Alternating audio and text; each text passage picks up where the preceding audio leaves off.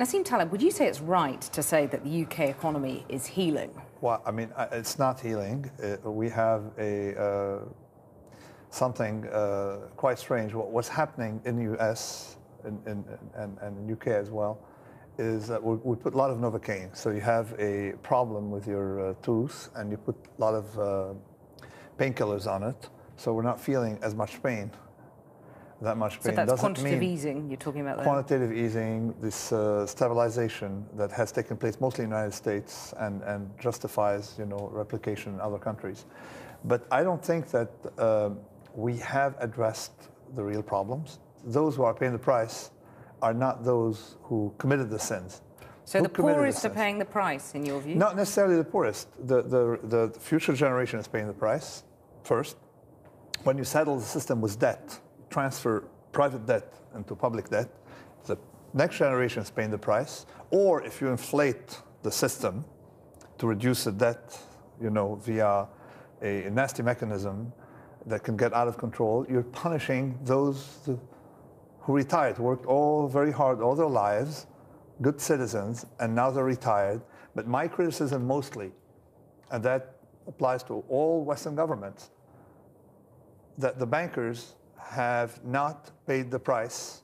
We are paying, and we keep paying, and they keep making the bonuses. And this year, they're going to pay themselves bonuses. This is, December 2012, they're going to pay themselves bonuses, year-end bonuses. It's a shame, okay? So clearly, once they paid those bonuses, the government here should look at some kind of clawback. That's clear. We should have clawback. We should have something symbolic. And once you have something symbolic, everybody will be on board. Okay, I don't mind suffering if the culprits have paid the price. But the system is shockingly absurd the way it is now. Like sometimes I wonder what kind of, no society has had this kind of situation before. The government here has stuck to its deficit cutting strategy. Do you credit them with the courage of doing that, or would you have liked to have seen them being? No. Would you have liked to have seen them being braver and cut public spending more? I really, I cannot. You see, I'm not in government. It's very hard to be in government today, because no matter what you do, you're going to incur severe criticism. Criticism from people who are purists and would like to see debt go to zero, and criticism from on the other side.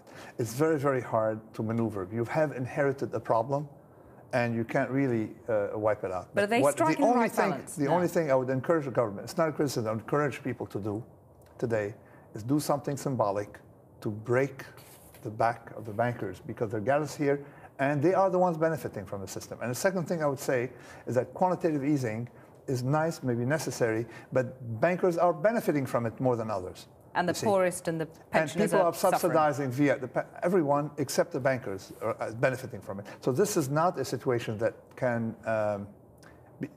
be justified morally. NassemTaleb, thank you very much for joining us. Thank you. Thanks a lot.